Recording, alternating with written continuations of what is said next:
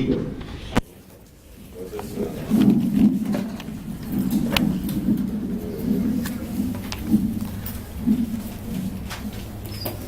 ¿no? Ya, vamos a tratar sobre la patología tumoral del hígado. En el hígado, bueno, como en todo lo que significa la parte de los adelantos que tenemos nosotros, la parte científica y tecnológica, en el hígado, para manejar todo lo que es la patología del hígado, de lo que corresponde fundamentalmente a los tumores hepáticos, neoplasias, sea malignas o sea benignas, ¿no? Y también a los factores que estarían llevando a que se produzcan este tipo de enfermedades, ¿no? Tenemos que considerar desde ese punto de vista que hemos avanzado mucho en cuanto a conocimiento, a interpretación de lo que son lo que tiene que relacionarse con este tipo de patología.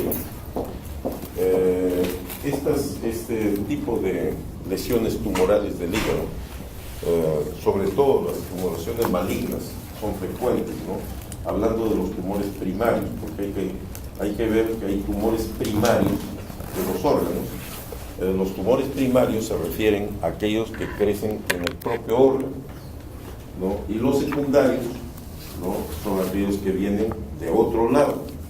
Por ejemplo, el hígado es un órgano donde la mayor, si nosotros vemos entre los cánceres que son primarios y los metastásicos, o sea que vienen de otro lugar hacia el hígado, más frecuentes son los metastásicos que los propios tumores primarios del hígado, ¿no? Porque al hígado pues convergen metástasis de cánceres que vienen de la zona, por ejemplo, del páncreas, de todo el tubo digestivo, especialmente estómago, esófago, colon y recto, ¿no? Intestinos, etc.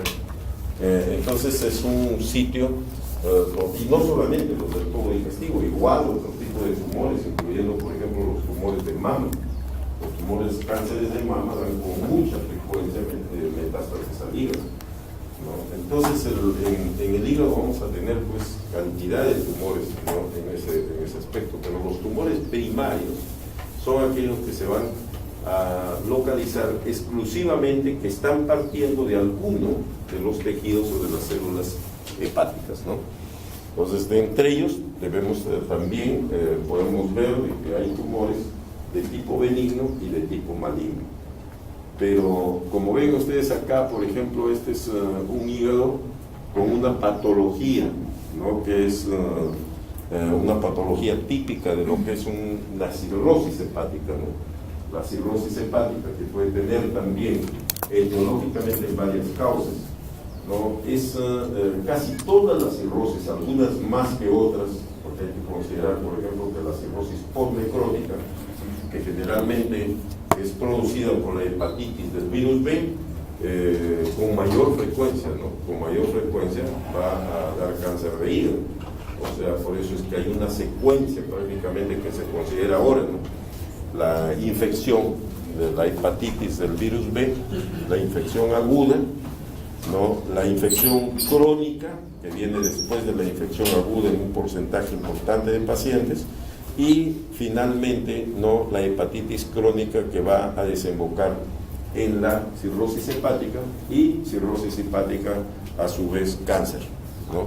Entonces hay esa asociación permanente, ¿no? Hepatitis aguda, hepatitis crónica, cirrosis hepática y cáncer.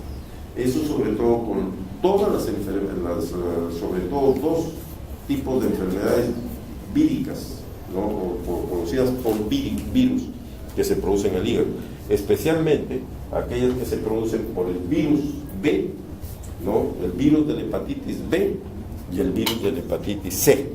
Esas son las que con mayor frecuencia van a dar este tipo de neoplasia.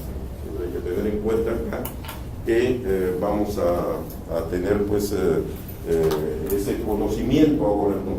Que antes no lo teníamos tan claro, aunque no sabemos todavía a estas alturas qué cosa es en realidad ¿qué desencadena, ¿no? el cáncer, esta infección o de hepatitis viral?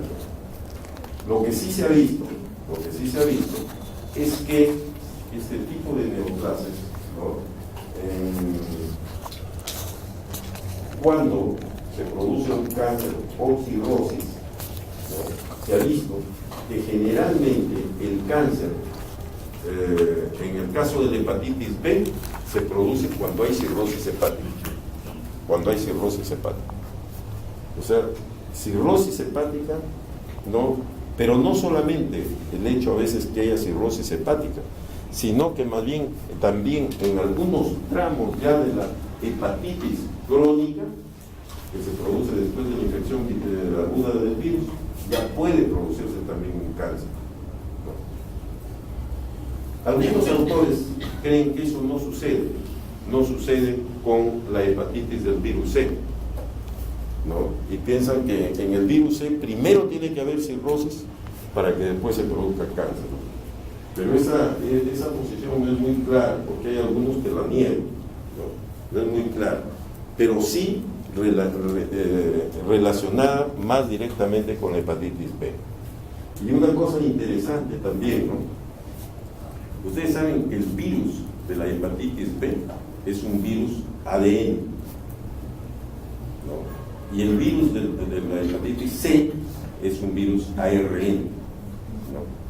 Entonces, este virus de la hepatitis B se ha demostrado, ¿no? Que en el huésped que tiene cáncer, si un paciente tiene cáncer, por ejemplo, de hepatitis B, se ha encontrado que este ADN a veces está dentro del genoma del huésped que tiene cáncer.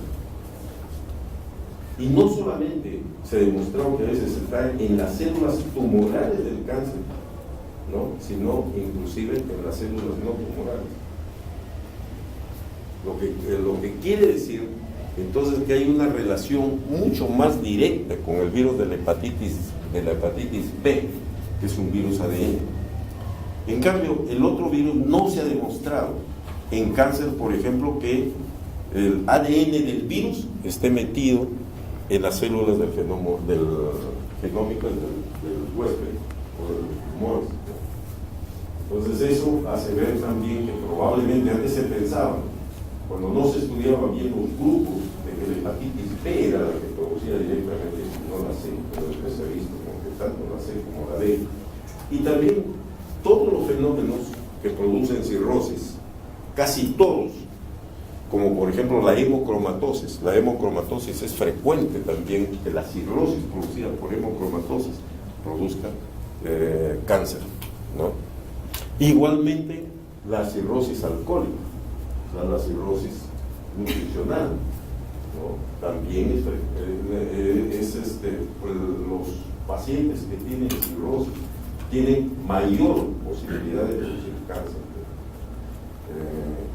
aunque no por la frecuencia de la cirrosis postnecrótica, ¿no? La cirrosis postnecrótica es mucho más frecuente que termine en cáncer. De ahí que nosotros tenemos que estarnos vacunando, ¿no? Contra ya aquí, supongo que todos ustedes ya se han vacunado contra la hepatitis B, porque aquí hemos hecho varias sesiones de vacuna, porque la gente que está expuesta, que asiste a hospitales sobre todo, ¿no? Personal, enfermeras, médicos, estudiantes, tienen que estar vacunados contra la hepatitis. Y ahora prácticamente todo el mundo, de preferencia, sabiendo pues no todo lo que la secuencia que tiene esta hepatitis B. Entonces hay la idea de que en algún momento inclusive se vaya a erradicar, ¿no?, la hepatitis B en el mundo, así como se ha erradicado, que a veces hay brotes por ahí, por ejemplo, de otros problemas, ¿no?, de enfermedades virales, como por ejemplo ¿qué cosa hemos erradicado así? Que ya ahora ya prácticamente no se ve. ¿Ah? La polio. Aunque por ahí a veces surge por ahí, pero antes era pues, y todavía ustedes seguramente han visto muchos que tienen secuelas de polio, que ya vienen pues ya de cierta edad, ¿no? que han tenido polio y tienen secuelas de polio. No, yo no estoy muy seguro, pero creo que el mismo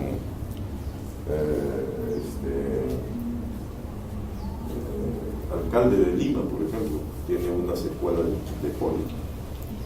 Ya hay varios. Había un presidente norteamericano que llegó a ser presidente y tenía una secuela de polio, ¿no? Entonces, antes era pues muy frecuente ver a la gente con secuelas de polio, ¿no? El poliomielitis. Ahora ya eso se ve ya casi rarísimo, ¿no? Que se produzca pues una... ¿Por qué? Porque ya las vacunas se han generalizado, ¿no? Y así se trata también con lo que podemos tener estos anticuerpos, ¿no? Y poderlos utilizar, ¿no? Con todas las vacunas, que ahora hay una secuencia inclusive, ¿no? Lo que hagan pediatría, por ejemplo, saben que hay una secuencia de vacunas que tienen que hacerse de forma ya programada para los niños que recién nacen, ¿no? Tienen que ir vacunándose progresivamente. Entonces, esta es una característica, por ejemplo, del estudio que se ha hecho, aunque no conocemos exactamente por qué se produce, por qué la relación directa, la parte sustancial, ¿no? De por qué el virus produce cáncer. No sabemos, ¿no? Pero definitivamente vemos que sí hay una asociación, hay una relación directa prácticamente. Y esto que les digo yo del ADN, que se introduce dentro de las células, ¿no? Y prácticamente se queda ahí, eso ya es un hecho. Y otra cosa también se ha visto, que aquellos, por ejemplo, que tienen tienen las reacciones, ¿no? Dentro de las pruebas que se hacen, por ejemplo, como el estudio del virus, ¿no? O de los anticuerpos del virus que pueden existir, y es positiva la prueba de superficie, por ejemplo, ¿no? En esos alumnos, en esos pacientes, ¿no? La presentación de cáncer es más frecuente, El 60 al 90% prácticamente de los pacientes con cáncer, el cáncer se va a desarrollar en un hígado cirrótico. 60-90%. ¿De qué depende? Muchas veces, por ejemplo, ¿dónde es mayor la incidencia?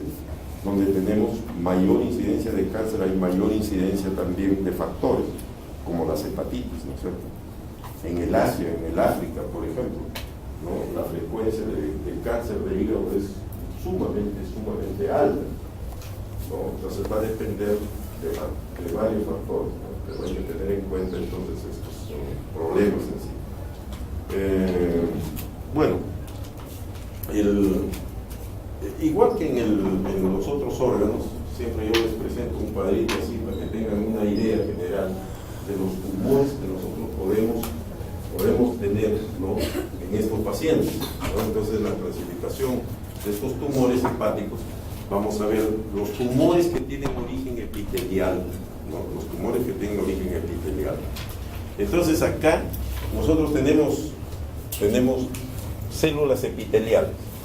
En primer lugar, las células epiteliales propias, ¿no? Del órgano se consideran células epiteliales, ¿no? Los hepatocitos. O sea, todos los tumores benignos y malignos que se originen en los hepatocitos, ¿no? Van a ser tumores epiteliales. O también, ¿qué tenemos? ¿Qué otras células epiteliales tenemos en el hígado?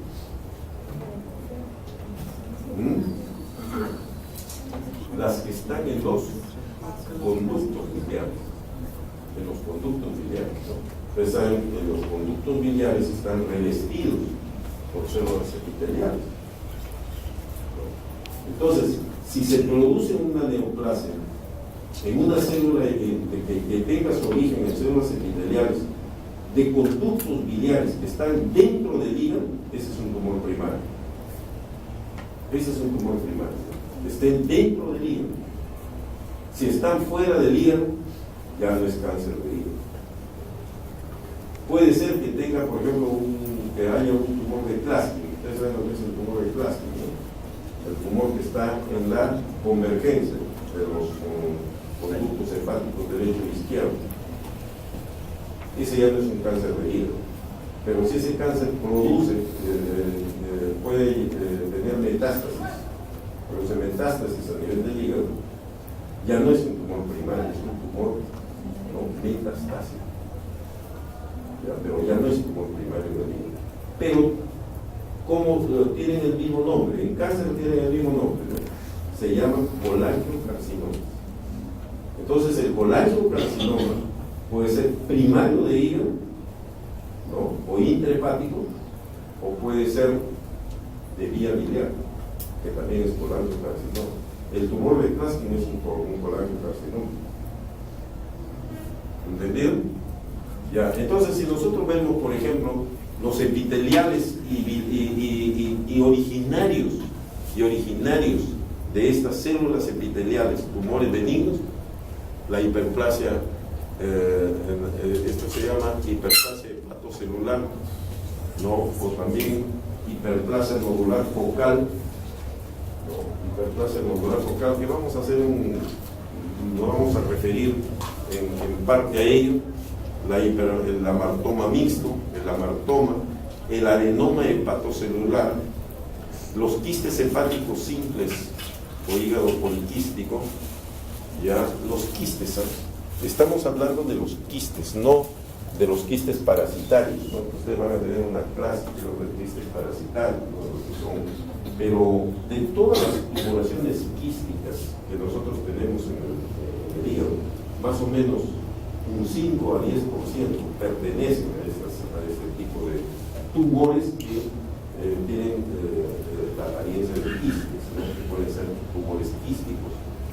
Y estos tumores, inclusive, que se encuentran a este nivel que pueden tener su crecimiento a nivel, a partir del epitelio de los conductos biliares, los tumores quísticos se van a llamar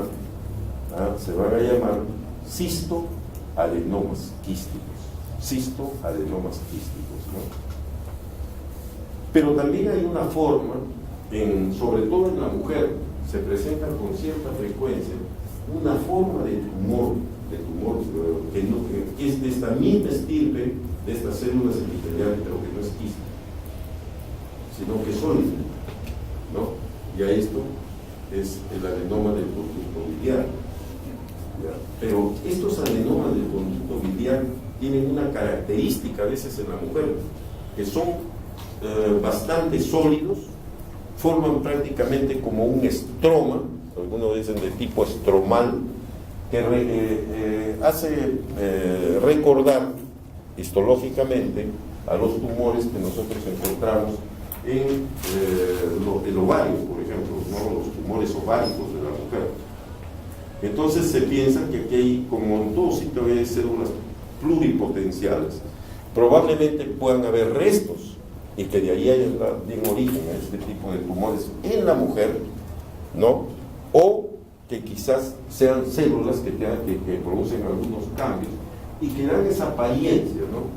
Esa apariencia de este tipo de tumores. Aunque son menos frecuentes que el tumor maligno, son menos frecuentes, ¿no?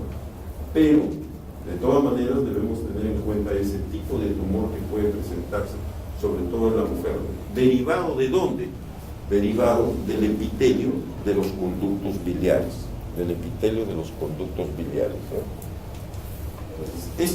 Todo esto cubre lo que nosotros denominamos los tumores benignos, por estamos viendo, los tumores benignos epiteliales, ¿no? Porque son epiteliales, son derivados del hepatocito, ¿no?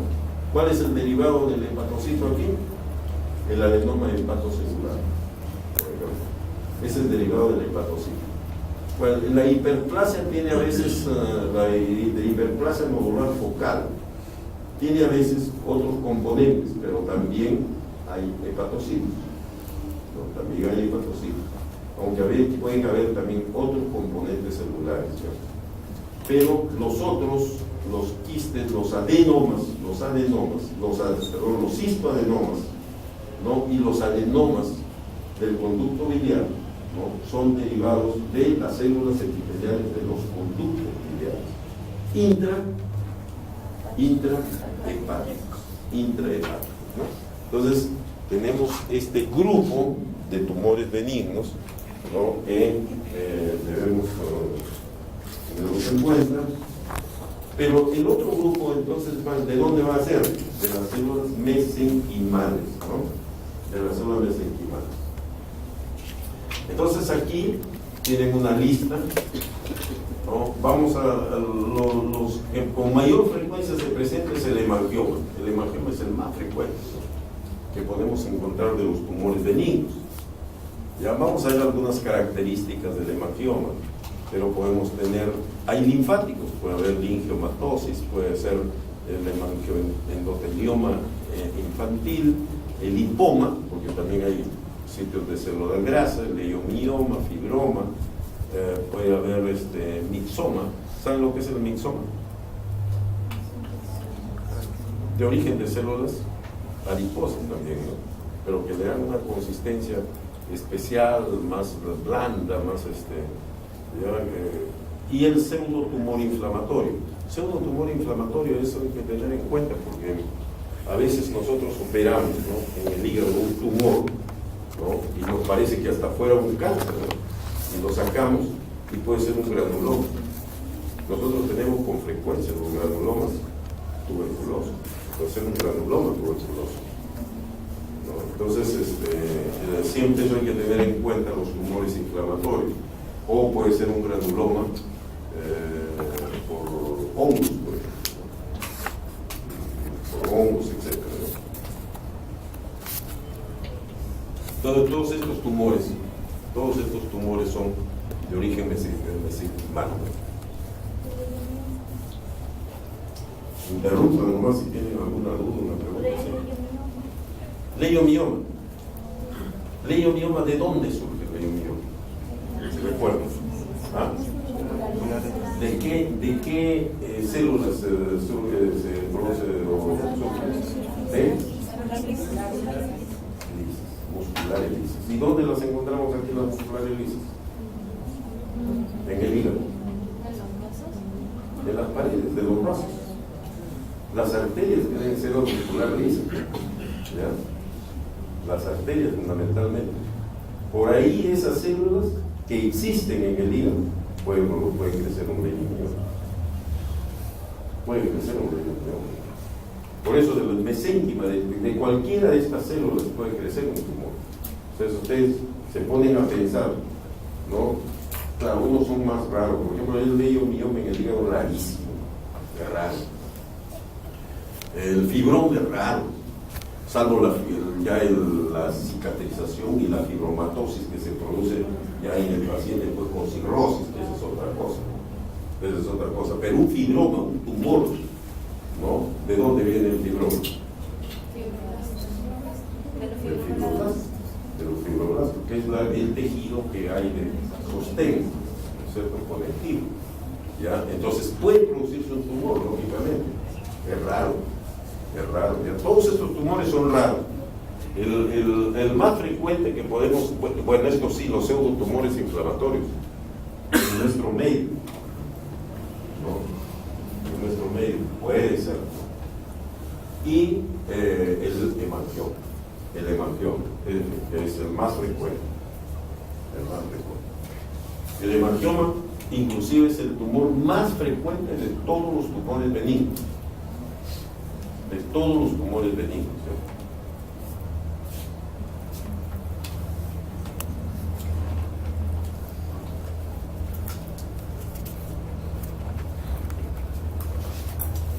Y vamos a los tumores malignos epiteliales, ¿no? Entonces, en los tumores malignos epiteliales, vamos a ver, ¿no? Que en primer lugar tenemos carcinoma hepatocelular, CHC, que lo ven ustedes en los libros, ¿no? Cuando lean ahí ven CHC, ese es carcinoma hepatocelular, o también comúnmente llamado hepatoma. Hepatoma. Es un hepatoma, ¿no? le llama así, para simplificar, un hepatoma. Vamos a hablar sobre el hepatoma, por supuesto, ¿ya? Y estas variantes del carcinoma hepatocelular, que son variantes, ¿no? De estas variantes, quizás la que más les podemos aquí hablar es sobre el hepatoma, el hepatocelular o el hepatoma fibrolamelar. Yo les había dicho, ¿no?, que el cáncer generalmente se produce, ¿no?, en pacientes que tienen cirrosis. Generalmente, no siempre, por eso les he dicho, hay un porcentaje, en unos más, en unos menos, no es un porcentaje así estable. En el África es diferente, en el Asia es diferente, en Japón es diferente, en el Perú es diferente, ¿ya? Pero estos fibrolamelares tienen una característica, ¿no?, de que estos hepatomas crecen, cánceres que crecen en hígado sano, no cirrótico, y generalmente en jóvenes, ¿no?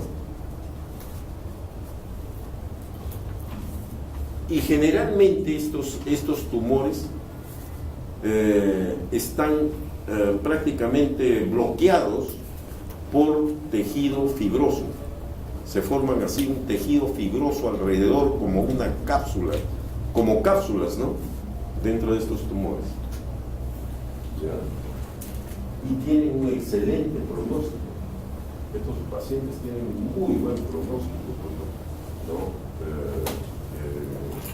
Y como es gente joven y con hígado sano, ¿no?, entonces también pueden soportar mejor intervenciones quirúrgicas, ¿no? Yo recuerdo un caso que operé de un paciente de 17 años, eso, bueno, más de 20 años, ¿no?, quizás la edad de ustedes, ¿no?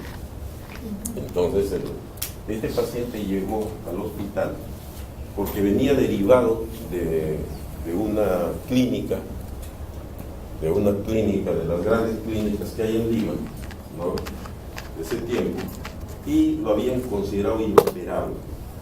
Y tenía un tumor enorme en el lóbulo derecho del hígado, ¿no? Entonces ese tumor era tan grande que uno lo podía ver, porque inclusive la parrilla costal la tiraba hacia adelante, ¿no? Era un tumor como del tamaño de una pelota de fútbol. Entonces, por el tamaño del tumor, ya lo habían considerado inoperable. Y era un muchacho de 17 años, imagínense. Entonces, bueno, yo lo examiné, lo vimos y dijimos, bueno, pero cabe la posibilidad, como un tumor tan grande, y el paciente estaba en buenas condiciones. No estaba ictérico, no tenía mayores, no había perdido peso prácticamente, el paciente estaba en muy buenas condiciones, ¿no? Los exámenes que podíamos hacerle en esa época nos decían de que estaba más hacia el lado derecho, pero era muy difícil determinar cuánto realmente el hígado tomaba. Se veía como una zona a la izquierda de aparentemente hígado, pero muy pequeño. Entonces lo abrimos a ese paciente, ¿no?, para ver qué podíamos hacer, y realmente todo el tumor, ¿no?, tomaba el lóbulo derecho y en la parte media del lóbulo. O sea que solamente el lóbulo izquierdo del hígado estaba no comprometido. Y hubo que hacer lo que se llama, en ese tiempo era una trisegmentectomía. O sea que hubo que dejar solamente la parte del lóbulo izquierdo, ¿no? Hubo que sacar el lóbulo medio, o sea que en eso solamente dejamos, ¿no?, la hepática derecha, ¿no?, para que irrigue la parte del hígado, y hubo que eliminar todo, ¿no? Hicimos una cirugía muy grande en ese paciente, en ese niño, en ese joven de 17 años. Bueno, yo les cuento que este señor, por lo menos yo lo vi hasta 20 años después, excelente, en buenas condiciones. Una vez lo tuve que reoperar porque la que tenía un problema, había hecho un problema de varices por compresión, no por compresión, sino ya de lo que le había quedado como secuela, ¿no? Por una hipertensión portal, pero ya lo perdí de vista, ¿no? Pero estoy seguro que ese señor se va a morir no por su cáncer de hígado, se va a morir por otra cosa probablemente, ¿no? Y era un fibrolamelar, y era un tumor fibrolamelar. Entonces, este tipo de tumores tienen esa característica, ¿no? De tener buen pronóstico, ¿no? Después operé unos cuantos, porque no es muy frecuente, yo me acuerdo haber operado unos 5 casos más o menos de este tipo de tumores, ¿no? Fibrolamelares. Generalmente vienen en gente así con tumores ya muy desarrollados, ¿no? Se presentan generalmente en gente joven y tienen esa característica de tener hígado sano, ¿no? Entonces eso ayuda también para... Una pregunta, ¿en qué tiempo llega su evolución máxima en este tipo de cáncer? ¿De qué? ¿En qué tiempo llega su evolución máxima en este tipo de cáncer? En el fibrolamelar. Mira, ¿tú te refieres en qué tiempo llegan al diagnóstico? Como metástasis, caso de Claro. diagnosticar. Miren, estos casos tienen buen pronóstico porque justamente los cánceres de hígado en general al final dan metástasis, ¿no? Dan metástasis al pulmón, generalmente, a los huesos, ¿ya? Pero de inicio no son tan metastásicos, ¿no? Y este tipo de tumor, ¿no?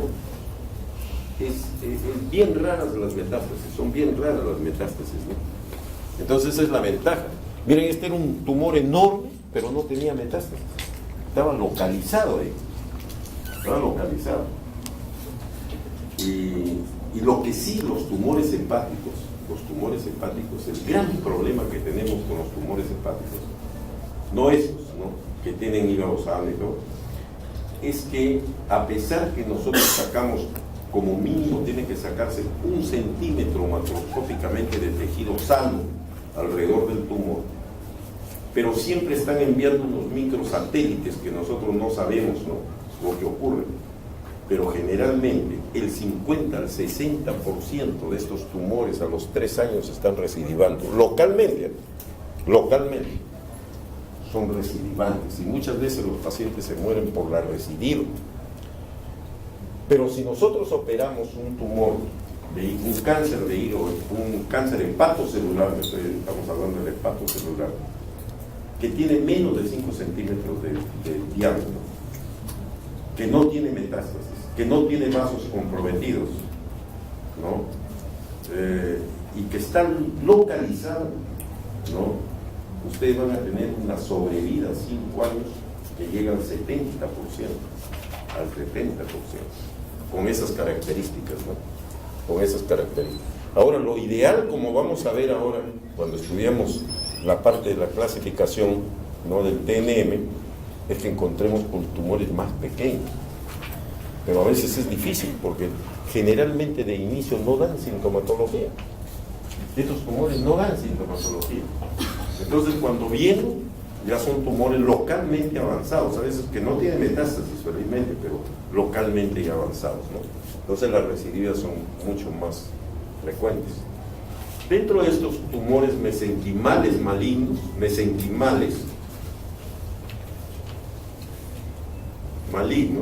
hemos visto los epiteliales malignos, ¿no? Ya, en los epiteliales malignos hemos visto, ¿no es cierto?, el cáncer hepatocelular, que vamos a hablar de él, ya estamos hablando además porque es el más frecuente, ya, el fibrolamelar, les había hablado de estas variantes, pero hay todas estas variantes que ven ustedes acá.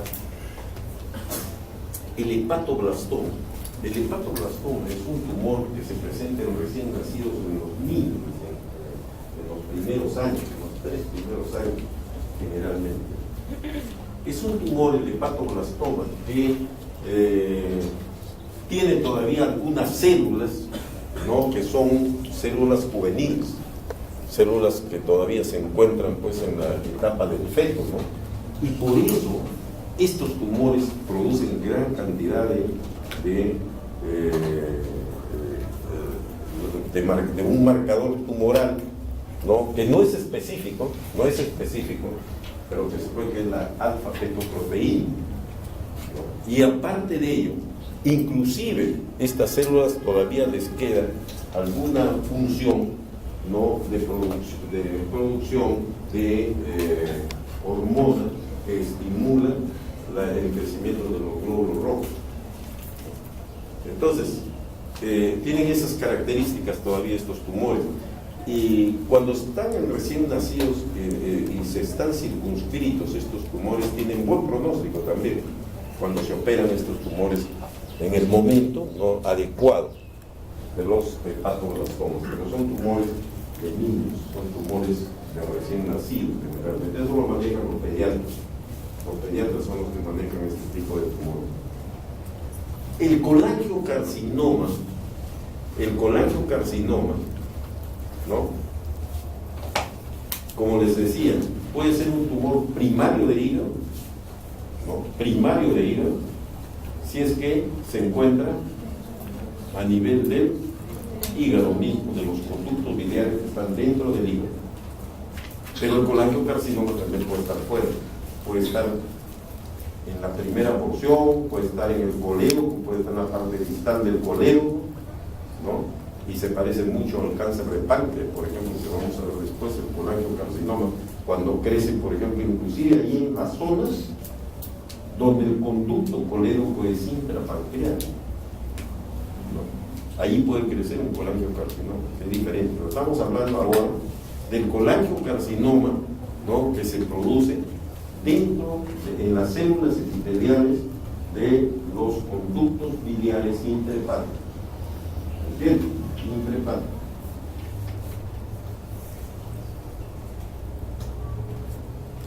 Este colangiocarcinoma, lógicamente, no tiene que ver nada con las células, con los hepatocitos. Por lo tanto,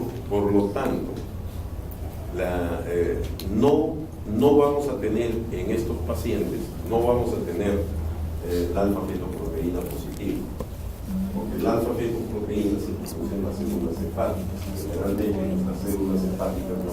Que tienen, aunque puede haber un ligero aumento, inclusive en la propia cirrosis también, y en otros tumores, ¿no? Por eso es que ninguno de estos marcadores tumorales es específico. No podemos decir, ¿sabes qué? Mira, vamos a hacer un dosaje de alfa-fetoproteínas para poder hacer diagnóstico. Lo están usando más o menos en los países, inclusive en Estados Unidos, donde el cáncer de hígado no es muy frecuente. ¿Ya? Entonces, no es útil la alfa-fetoproteína. Más la utilizan para seguimiento de los pacientes, ¿no? Pronóstico de los pacientes. Por ejemplo, si nosotros tenemos un paciente que tiene una alfa-fetoproteína de 500 nanogramos, normalmente es de 15 a 20 nanogramos. 15 a 20 nanogramos. Algunas patologías como la cirrosis, hepatitis, etcétera, pueden producir un incremento que puede llegar pues, a 40, a 50 y hasta cerca de 100 nanogramos. Pero ya cuando tenemos nosotros generalmente tumores, hepatomas o hepatocarcinomas, ya está por encima. Y si tienen ustedes un resultado, por ejemplo, que sea 500 nanogramos, mientras más alta sea el dosaje, ¿no? En este caso de la alfa-fetoproteína, el pronóstico del paciente es peor. Cuando nosotros tenemos, por ejemplo, uno que tiene 500 nanogramos, ya sabemos que ese paciente lo operamos y su pronóstico va a ser peor que el que tiene baja. Pero, en Europa, por ejemplo, en Estados Unidos, en otros países, la alfa-fetoproteína solamente se encuentra elevada en cáncer solamente en un 30, 35, 40% de los pacientes. O sea que imagínense que hay un margen de pacientes que no se quedan con alfa-fetoproteína. Pero donde nosotros encontramos que la alfa-fetoproteína se eleva de forma así drástica, ¿no? Generalmente aproximadamente en un 70, 80%, 90% de los pacientes. O sea que siempre queda por ahí un 10%, ¿no? Se lo va a tener elevación de la proteína. Es en los sitios donde hay, donde se produce, donde hay mayor frecuencia, donde se presenta con mayor frecuencia el cáncer. Y probablemente, ahí donde se presenta con mayor frecuencia el cáncer, es que existe mayor frecuencia de factores, ¿no? De factores de riesgo. Y uno de los factores de riesgo más importantes que no podemos olvidarnos es la infección con el virus B, con el virus B. Entonces, donde tenemos mayor infección con virus B o con virus C, ahí vamos a tener mayor incidencia de cáncer. Y mayor, sobre todo con el virus B, aparentemente, mayor incremento de las alfa-fetoproteínas. Entonces, ahí nos sirven las alfa-fetoproteínas.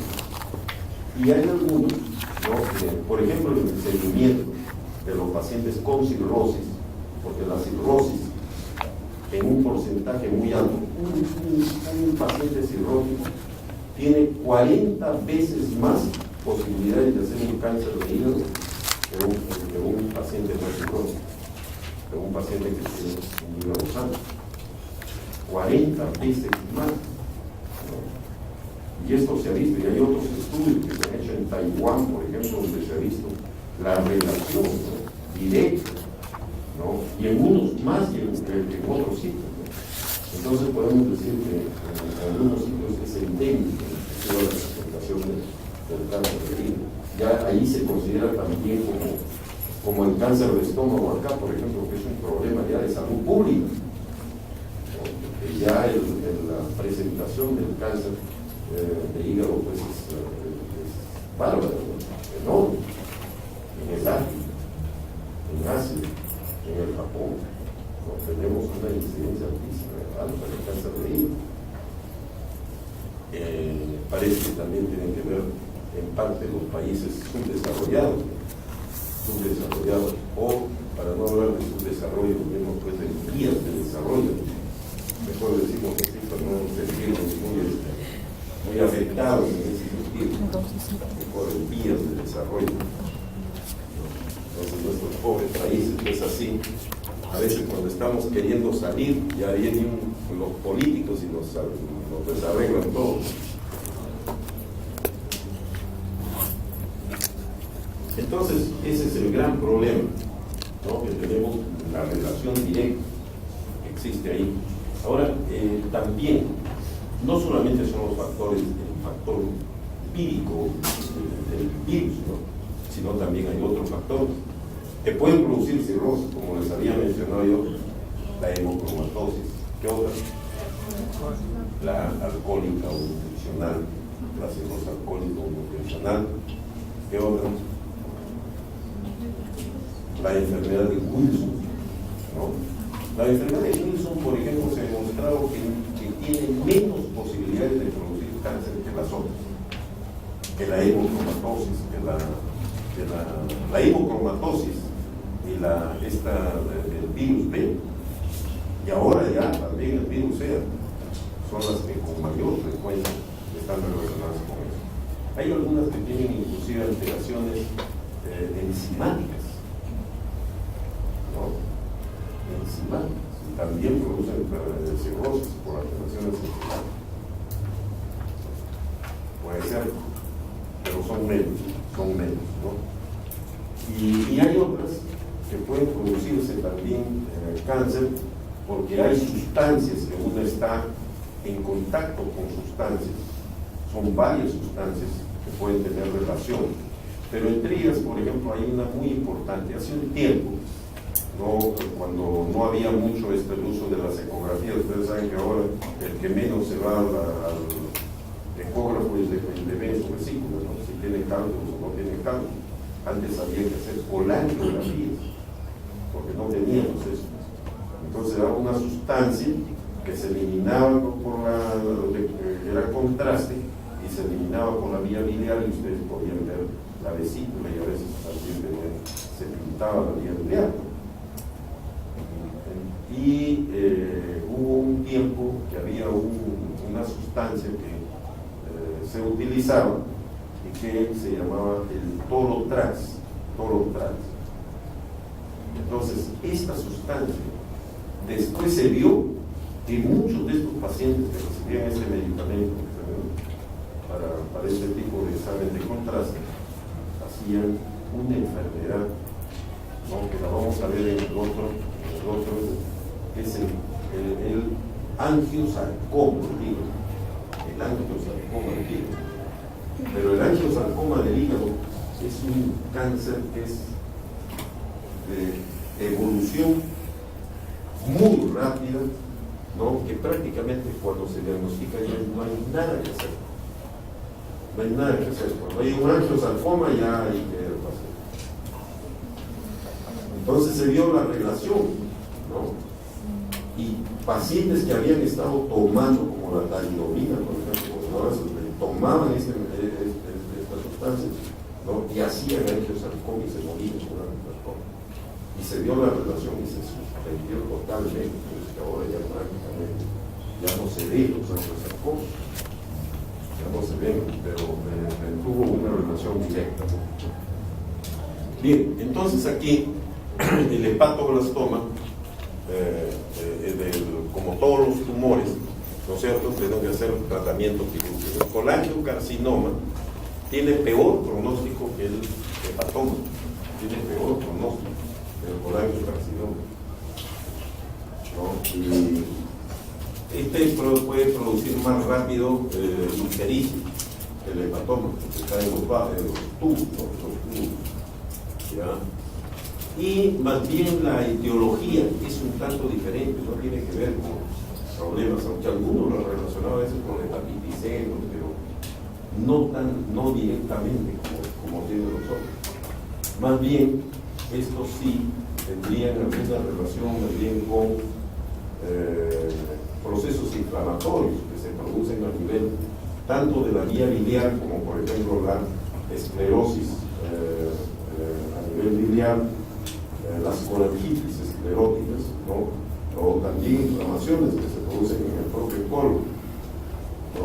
Entonces, ¿por qué? Porque todas esas infecciones van hacia la vía biliar y pueden producir colangitis crónica, y esas colangitis pueden dar lugar a este tipo de problemas. En los sitios de mayor incidencia, donde se consideran como endémicos este problema, como en el Asia, en África, sobre todo en el Asia, tienen la costumbre a veces de guardar los granos, ¿no?, del invierno, ¿no?, del verano, que salen en la época esa, durante todo el verano, para aprovecharlos en el invierno, porque el invierno no puede ser nada, ¿no? Cuando en una oportunidad yo conocí Beijing, por ejemplo, ¿no?, Beijing, ¿no?,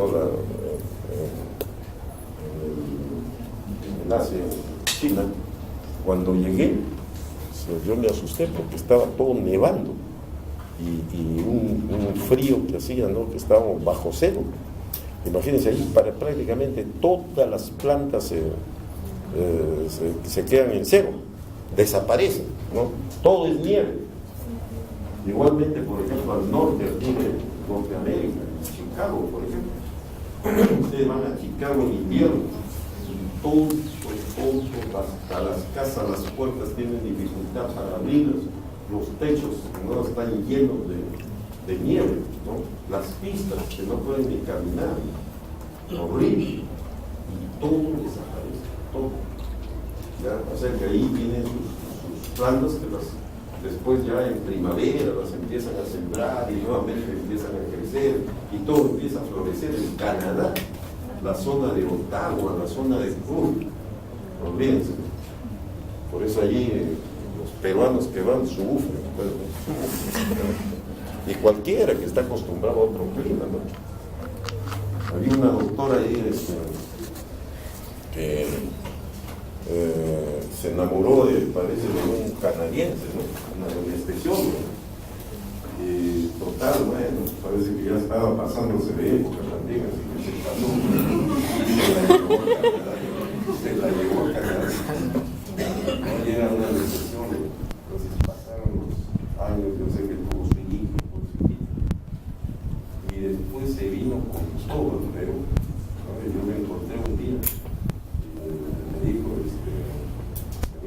doctor me dijo, mira, ¿sabes qué? No se puede vivir allá. No sé en qué zona estaba de Canadá. Y lo dejó al marido, segundo, con el hijo, ya no tuvo nada que ver, no aguantó el problema. Por si acaso, porque se van a Canadá. Estaba engañando. Pero ahí ve calefacción, no ustedes saben, pero es horrible el invierno. Canadá son como 4, 5, 6 meses que tienen de invierno así lluvia. Todo invierno. No, yo aguanto. Entonces, allí, por ejemplo, no, pero en cambio, esto tiene su época de calor, porque usted también va pues al mismo Chicago, en época de calor. Tienen que estar con helados. Ahí tenía una amiga chilena, entonces un día me invitó a comer un helado. Y total, que no era un vaso, era un balde. Entonces me puso un balde, por eso que ahí suben de peso, porque me ponen helado. ¿No? Entonces, pero le digo, ¿y eso qué cosa es para llevar? No, me dice, a cada uno le llevaron su balde ahí de helado. Llevarlo, lo comen en cantidad. Pero durante ese tiempo, por ejemplo, en la China tenían guardaban los grandes para invierno, que no tenían nada. Entonces, con el calor, la humedad, crecía un hongo, ¿no? Y ese hongo producía la aflatoxina. Y la aflatoxina es uno de los más potentes cancerígenos que producen cáncer de hígado, la aflatoxina. Entonces también pues hay este tipo de sustancias que también tienen el efecto cancerígeno. El colangiocarcinoma, como les digo, es un tumor que crece del epitelio de los conductos, el colangiocarcinoma. A veces, por eso los tumores primarios de hígado neoplásicos malignos son los más frecuentes. El hepatoma o cáncer hepatocelular y el colangiocarcinoma. El hepatoma es más frecuente que el colangiocarcinoma, lógicamente, ¿no? Pero el colangiocarcinoma es de peor pronóstico que el hepatoma. Peor pronóstico que el hepatoma. A veces se producen ambos tumores juntos. Es raro, pero puede ser un hepatocolangiocarcinoma. O sea, mixto, imagínate. De ahí ya es la cabosa, ¿no? Entonces, hay todo eso. Y se acuerdan que les hablé de los tumores quísticos, ¿no? Del cistoadenoma. Este cistoadenoma, ¿no? Con esas características que yo les he dicho, puede tener parte quística y parte sólida. Y puede ser también como más parte sólida, pero que tienen esas características y tienen tendencia a malignizarse.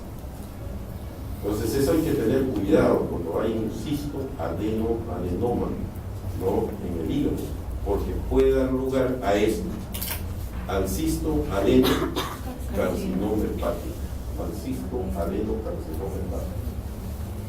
Generalmente son productores de mucina y cuando son quísticos están recubiertos por células cuboides, pero tienen la tendencia también a ir hacia la luz con proyecciones hacia la luz y formar una especie de papilomas, ¿no? O de como si estuvieran produciéndose, digamos, ¿no?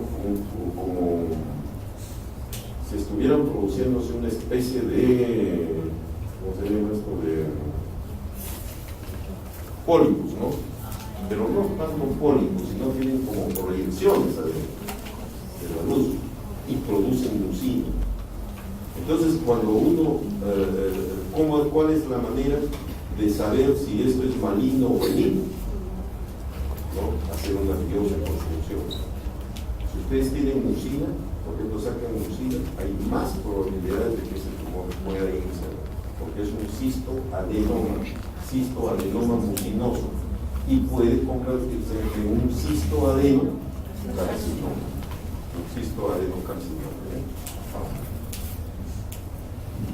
Doctor, entonces, sí.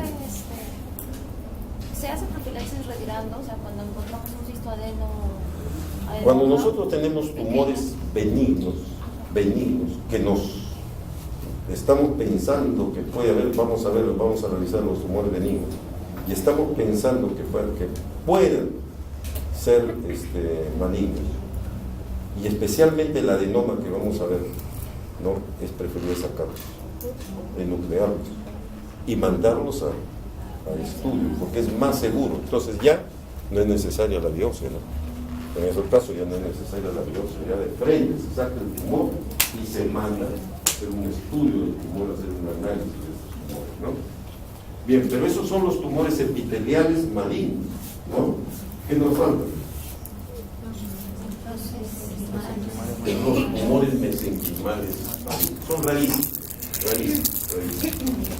Ya este es el primero que está acá, lo que yo les hablé del angiosarcoma, ¿no? El angiosarcoma. Pero cualquiera de los otros, el leiomioma, no es que se transforme, porque eso no está demostrado, ¿no?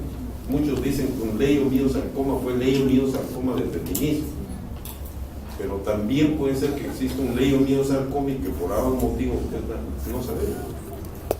¿Ya? Pero hay la parte benigna, generalmente de estos tumores, y la parte maligna, ¿no? Igualito, cualquiera de ellos, ¿no? Cualquiera de ellos.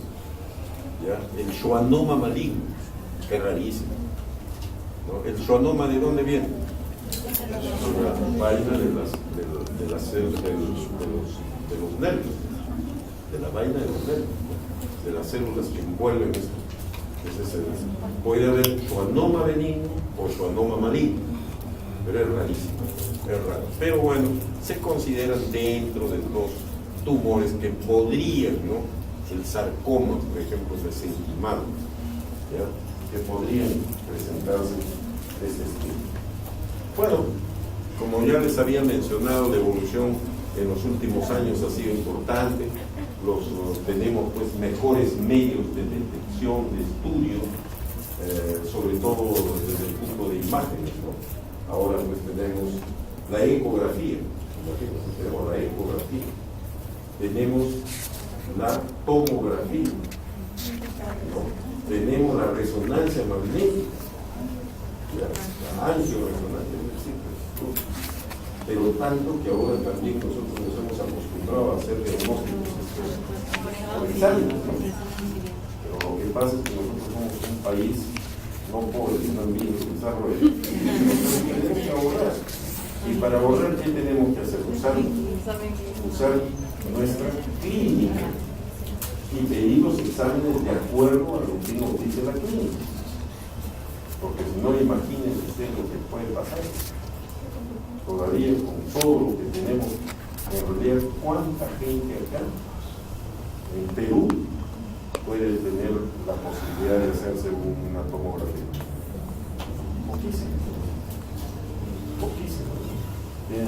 Ahora con el CIS, bueno, más o menos, que no funciona tampoco como debe ser, y además que cuando le hacen la tomografía y es un cáncer que tiene metástasis por todos lados, entonces no es en el momento, no es adecuado, no es el hecho, ¿no? Porque no es los exámenes están dirigidos a esto, para que vean ustedes, ¿no? cómo se trabaja en Estados Unidos, ¿no? En una oportunidad yo estoy haciendo un stage en un hospital americano que se llamaba el Mercy, que tiene varios hospitales repartidos, el Mercy Hospital. Entonces ahí había unos residentes, eran de otros países, pero no eran residentes como acá, sino los contrataban para que hagan historias clínicas, para que ayuden en las operaciones, para que tengan a los pacientes, ¿no? Y entonces el cirujano, era un hospital, ese es un hospital privado. Entonces el cirujano viene, opera y eso, pero entre ellos había un residente mexicano que apellidaba Ramírez, me acuerdo. Entonces Ramírez se me hizo muy amigo, ¿no? Porque yo fui todavía pues en esa época, ¿no? Yo recién había terminado mi residencia acá. Ya estaba trabajando en el hospital Rebagriate, que en ese tiempo se llamaba el hospital del empleado, y quería estudiar algunos aspectos relacionados con la parte quirúrgica enteraba prácticamente de todo. Entonces, cuando llegué allá, bueno, como todos, pues un país en Estados Unidos, los hospitales, todos tienen, no les falta nada, ¿no? Y, por ejemplo, ahí uno iba a la sala donde uno tenía, donde se cambiaba de ropa y todo eso, y había un tremendo ambiente donde había de todo, ¿no? Ustedes querían pues tomarse un café, querían un yogur, querían sándwiches, todo lo que había ahí, ¿no? Y si quieren se preparaban todavía, se calentaban, ¿no? Entonces yo me iba tempranito, ahí a las 7 de la mañana para tomar mi desayuno. Y así llegaba temprano también al hospital. Entonces, y mis amigos Ramírez. Pero un día lo veo a Ramírez, que venía, pues caminaba y venía así, y lo veo todo triste, todo, ¿no? Que era un lunes, para el fin de semana. Entonces, ¿qué ha pasado? ¿Qué ha pasado con Ramírez? Le pregunté, ¿qué pasa? Y me dijo, ¿sabe qué? Me dijo, ¿sabe qué? Lo que ocurre, me dice, es que estoy con una apendicitis aguda. Apendicitis aguda. Yo creo que tengo una apendicitis aguda. Por favor, examine. Entonces, inmediatamente yo lo fui a examinar. Tenía pues ya tremenda experiencia porque había trabajado en el hospital de emergencia del seguro, imagínense, pues ahí vemos tanta apendicitis. Así que lo examiné, le digo, no tienes apendicitis, así que está aquí. No, tienes una gastroenteritis, todavía estás tomando su trago, ¿no? Entonces le digo, no te preocupes, le digo, entonces si en eso, yo entré a sala de operaciones, pues, ¿no? Porque había un amigo chileno que trabajaba en ese hospital, ¿no? Y él, pues, me dejaba entrar, ¿no? Entonces le digo, bueno, ya, a ver, voy a entrar. Entonces, bueno, pasó. Ya yo fui al siguiente día, me vine tempranito a tomar mi desayuno, podía tomar uno de todo ahí, ¿no? Un banquete, podía uno darse, ¿no? Entonces, uno pues en esa época no tiene dinero pues para gastar, ¿no? Así que de ahí ya era almuerzo también. Entonces, bueno, cuando en eso lo veo, me viene mi amigo, ¿no? Me dice Manuel, ¿no? Porque éramos amigos, ¿no? Lo veo, pero todavía peor que el día anterior, con una cara todo pálido, todo. Oye, ¿qué ha pasado? ¿No? Entonces me dice, ¿sabes qué? Me siguió doliendo y yo pensé que era una apendicitis y me fue a la emergencia del hospital. Entonces en la emergencia le hicieron de todo, los análisis habidos y por haber, ¿no? Toda la batería, ¿no? Le hicieron radiografía, le hicieron hasta tomografía, en ese tiempo era tomografía, todo, para después decirle, tenerlo ahí toda una noche y al siguiente día decirle, ándate que no es apendicitis. Pero entonces, ¿por qué estaba así? Bueno, le salían como $8,000 haberse pasado ahí una noche, $8,000, ¿no? Y él ganaba $3,000, ¿no? Entonces $3,000 aparentemente para nosotros pues es una buena, son como acá, son como 10,000 soles, pero allá 50% se debe pagar impuestos. Le quedaban 1,500 y además él estaba con su esposa y tenía un hijito, tenía un departamento alquilado, o sea que lo que sacaba ahí con las justas le alcanzaba para poder, y esa era su preocupación. Ahí había un amigo mío que fue el que me invitó a ir a ese hospital, que era el director de asuntos internacionales, y era uno bajito, era negro, un negro peruano, cómo había surgido y llegó a ser hasta director de ese hospital del MERS, ¿no? Entonces yo le dije, mira, anda donde mi amigo, y que tiene que pagar, pero me dice, ¿de dónde pago? ¿De dónde? Entonces, bueno, te iban a conversa, mira, tú eres trabajador de acá, trabajas acá. En ese tiempo a los internos aquí les daban, si se enfermaban, se les operaba gratis, ¿no? Ahora ya no creo, no sé, pero en ese tiempo un interno se enfermaba, un residente, alguien que estaba en el hospital, todo gratis también en el hospital. Entonces le dije, habla con el director de asuntos internacionales y cuéntale tu caso. Y después le digo no te cobren porque tú trabajas acá. Entonces se fue. Al siguiente día vino igual de pálido.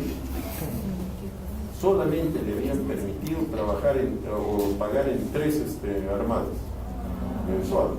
Tampoco tenía plata de dónde poder pagar el muchacho. Así que miren todo lo que está. ¿Por qué? ¿No? Porque no utilizan la clínica.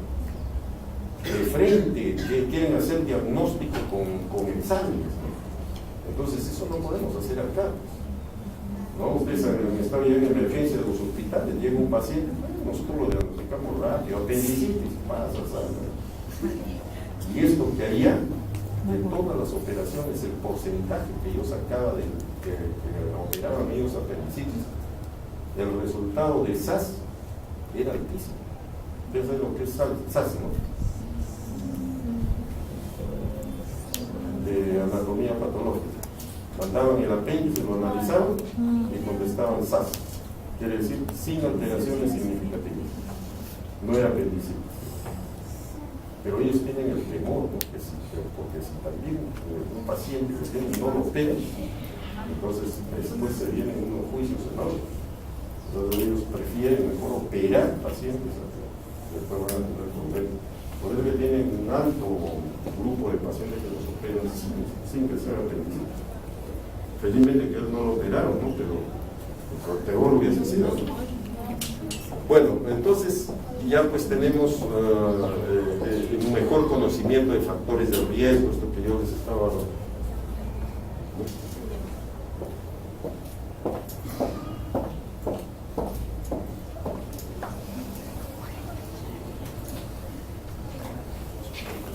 Bien, entonces el asunto, ¿no?, es que aquí tenemos pues las técnicas, imágenes, como hemos estado hablando, no vamos a retenernos tanto a ellos, pero ya ustedes ven cómo hemos mejorado. Y la cirugía, ahora ya no solamente hacemos operaciones como la tricenectomía que hacíamos en esa época, ¿no? Era la operación más grande, tricenectomía, poquísimas se hicieron en el hospital, porque todavía no había trasplante de hígado. Ahora ya tenemos hasta el trasplante de hígado, ¿no? Entonces ya la cosa ha cambiado, el desarrollo en general, el avance que tenemos ha permitido manejar mejor estos casos, ¿no? Bueno, dentro de todos los métodos diagnósticos podemos utilizar la ecografía, ¿no? Por ejemplo, en pacientes cirróticos, ¿no?, que son pacientes de alto riesgo, por lo que yo les he dicho, generalmente debe hacerse cada 6 meses a estos pacientes, deben hacerles una ecografía y alfa-fetoproteína. Si tienen ustedes, detectan un nódulo en la ecografía y tienen una alfa-fetoproteína entre 400 a 500 nanogramos, ya no es necesario hacer biopsia, es diagnóstico de cáncer de hígado, de hepatoma, de cáncer de hepatocelular. Ya no es necesario hacer. ¿Ya? Doctor, dijo Sí. una alfa-fetoproteína más de 400 a 500. Más de entre 400 y 500, o por encima de 500. Y ecográficamente encuentran un nódulo en un hígado cirrótico. Entonces, cada 6 meses le hacen una ecografía. Le hacen una ecografía y le encuentran un nodulito ahí de 2-3 centímetros, ¿no es cierto? Le hacen la alfa-fetoproteína y encuentran 400, 450 nanogramos. Ese paciente deben operar y sacarle ese nódulo. Es diagnóstico de cáncer. Ya no es necesario hacer biopsia, no es necesario.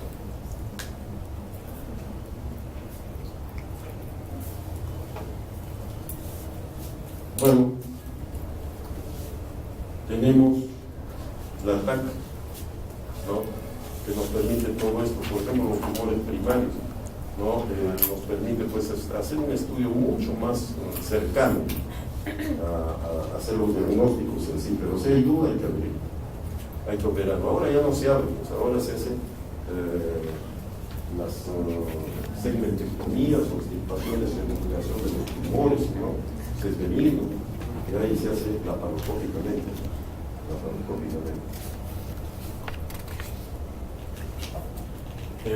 La resonancia magnética muy importante para diagnosticar, por ejemplo, los hemangiomas, porque de esas hay hemangiomas grandes, ¿no? Entonces eso nos confunde si es una neoplasia o no.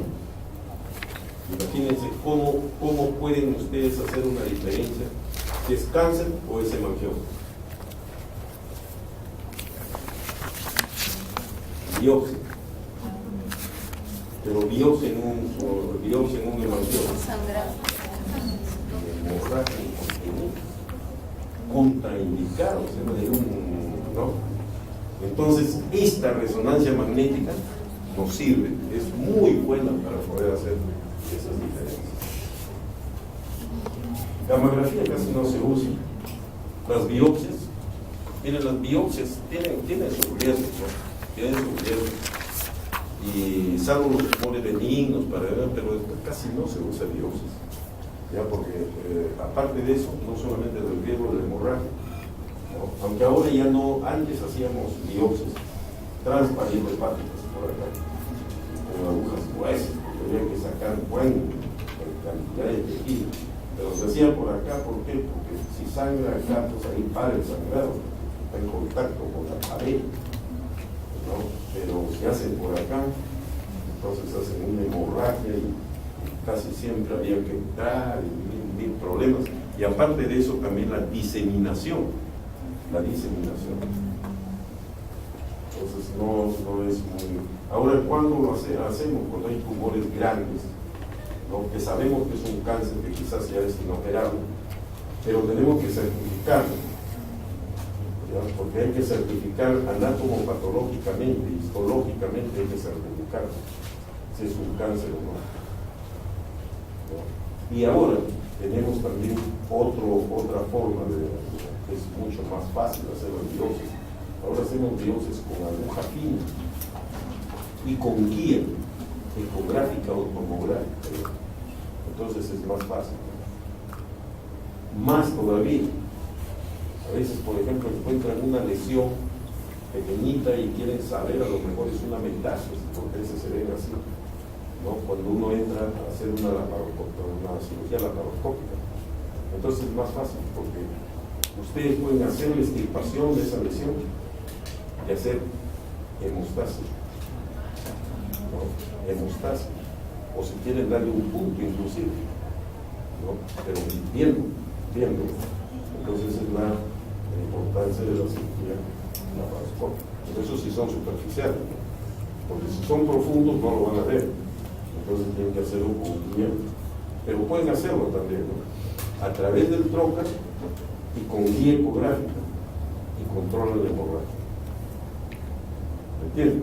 Entonces es más fácil hacerlo, ¿no? Entonces esto es importante, ¿no? Pero eso sí, también cuidado con punzar o biopsiar masas hipervasculares, está contraindicada, o ascitis, porque más rápido se disemina, ¿no? Entonces no, en esos casos está contraindicado.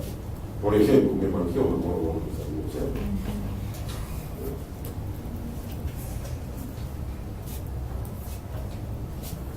Esta es la disposición que les decía, ¿no? Relacionado con el angiosarcoma. Ahora vamos a ver los tumores benignos, por ejemplo, los adenomas.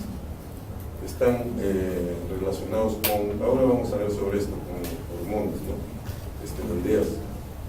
La inmunodepresión, saben ustedes que es el linfoma, ¿no? Tiene que ver mucho, y los cánceres en general, con la parte inmunológica. Una persona que, como por ejemplo los que tienen VIH positivo, ¿no? Entonces ellos tienen sus defensas bajas y hacen con más frecuencia cáncer, especialmente linfomas. La colitis ulcerosa, ¿no? Que ya les dije, ¿no? ¿Por qué? Porque llevan gérmenes a la vía biliar. Entonces ahí los colangiocarcinomas pueden ser más frecuentes, ¿no? Pueden ser más frecuentes. Entonces, ¿dónde lo ven? Es la historia clínica. Rápidamente, nomás esto lo voy a pasar rápido. El hemangioma, como les decía, es el más frecuente, ¿no? De todos los tumores benignos. Este es el más frecuente, aquí tienen la predominancia en sexo femenino, ¿no? Asociado a cistoadenoma, pueden ser asociados a veces, pero no muy frecuentes, normalmente únicos. Pero estos tumores, por ejemplo, de los hemangiomas, generalmente, cuando son pequeños, a veces son inclusive múltiples, no les hacemos caso, los miramos, no pasa nada, salvo que tengan un hemangioma ya de gran tamaño, que generalmente son los hemangiomas cavernosos. Esos hemangiomas cavernosos sí pueden alcanzar tamaños muy grandes, ¿no? Y convertirse en cáncer, ¿ya? Y inclusive puede haber dentro, porque forman sacos, ¿no? donde la sangre no circula, ¿no? Como debe ser, se almacena y hay procesos de coagulación y de trombocitosis ahí a ese nivel, ¿no? Y a veces inclusive producción de fibrina en gran cantidad, ¿no? Trombofibrinogénese, ¿no? Que puede dar lugar a problemas en esos casos, ¿no? Entonces, en esos casos sí hay que intervenir, pero es hacer ovectomías, ¿no? Grandes, como si fuera cáncer, ¿no? Bueno, los signos y síntomas, como les digo, generalmente es asintomático, en raros casos ya puede haber, en estos casos, ¿no? Es bien raro que sean peliculados, ¿no? Y miren, los hemangiomas es rara también la ruptura espontánea, es rara. Este es el perfil hepático, generalmente normal, ¿no? Y en estos casos que le digo, donde hay trombocitopenia o hipofibrinogénesis, ¿no? Entonces, en estos casos, ¿no? De trombosis, que puede estar pensando en que hay trombosis activas, y esto es peligroso porque un trombo de eso se puede ir pues a otra parte del organismo, ¿no? Al cerebro o al corazón, y producir pues ahí un isquemia, un infarto, ¿no? Entonces, en eso hay que tener cuidado.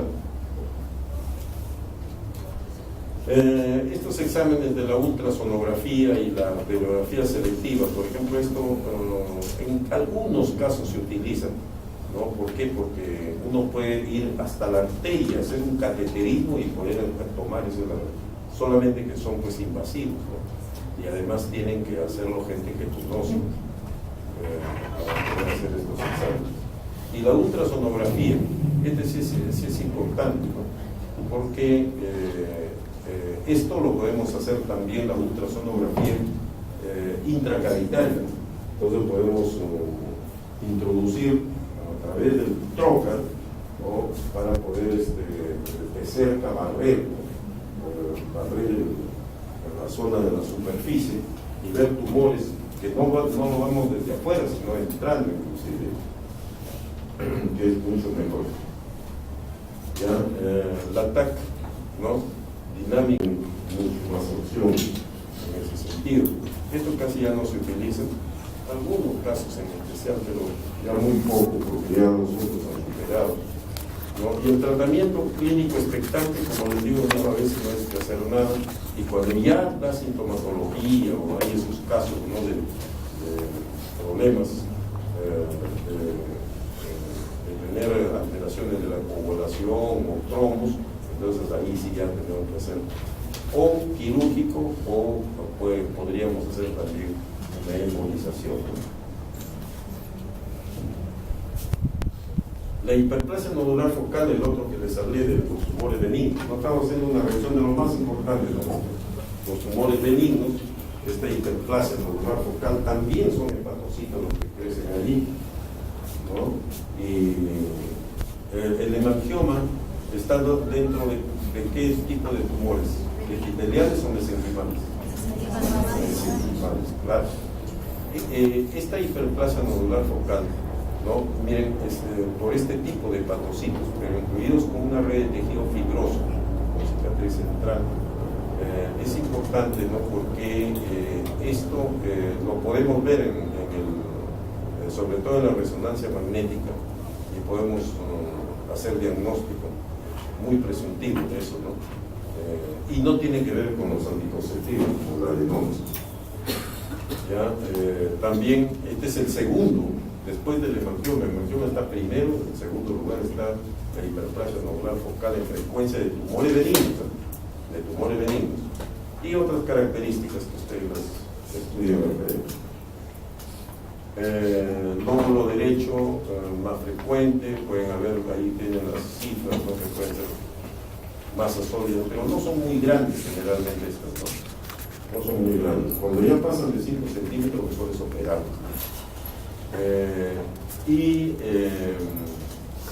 A veces desaparecen solos también, ¿no?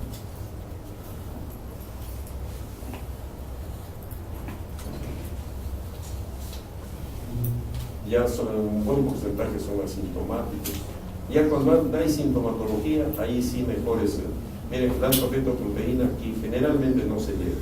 En los tumores benignos generalmente no se eleva la alfa-fetoproteína, ¿no? Y el perfil hepático generalmente es normal.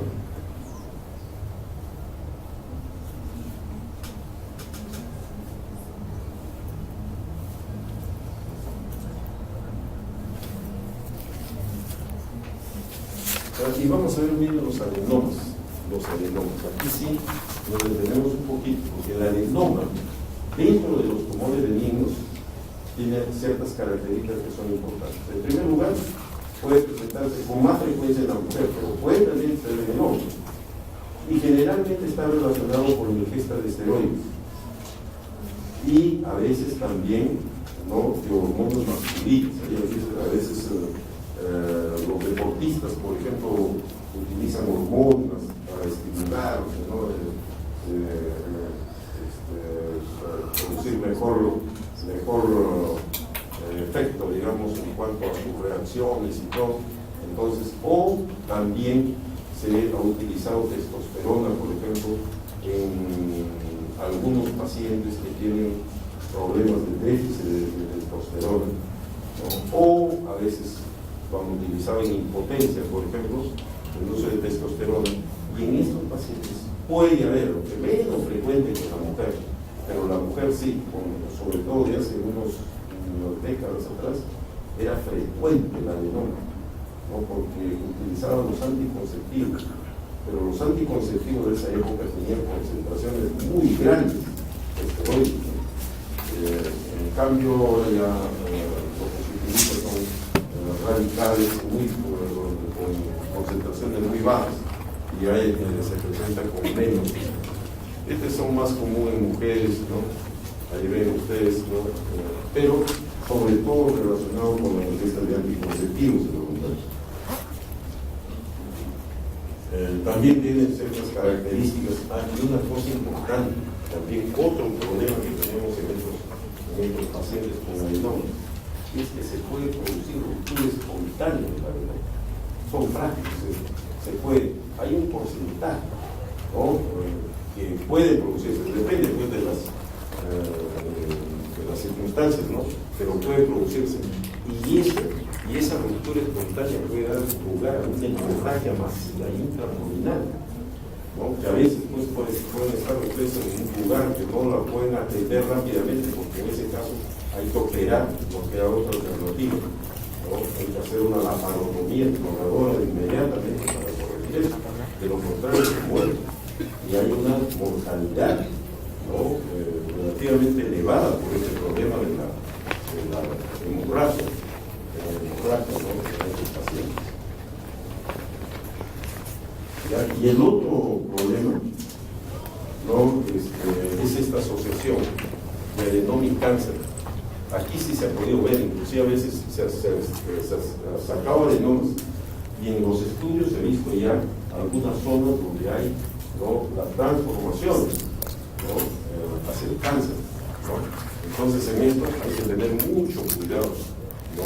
Esta ruptura espontánea con sangramiento, dolor agudo y crecimiento rápido son frecuentes, ¿no?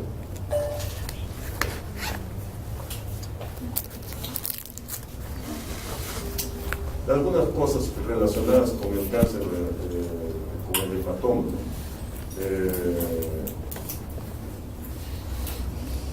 Y estos relatos de degeneración maligna que se hacen, y adenomas, como decía, ¿no? Con años ya dentro del carcinoma hepatocelular. O sea que es una lesión que rápidamente puede llevar o que tenemos, ¿no? Es, ¿qué podemos decir? Es un factor de riesgo, en ese caso el adenoma.